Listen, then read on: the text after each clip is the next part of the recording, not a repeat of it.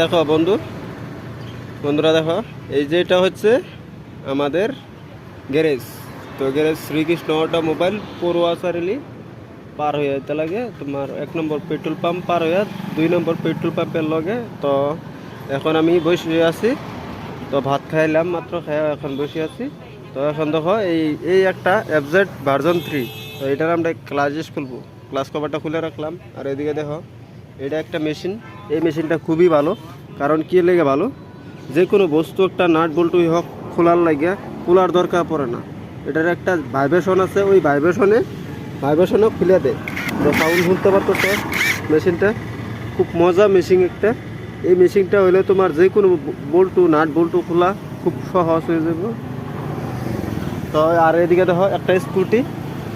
তো স্কুটিটারে দেখতে পারতেছ, স্কুটিটারে আমরা স্যালাইন দিয়ে রেখে দিলাম। আইসিওতে ভর্তি করানো আছে। তো স্যালাইনটা দেখো, এই স্যালাইন দিয়ে রেখে দিচ্ছি।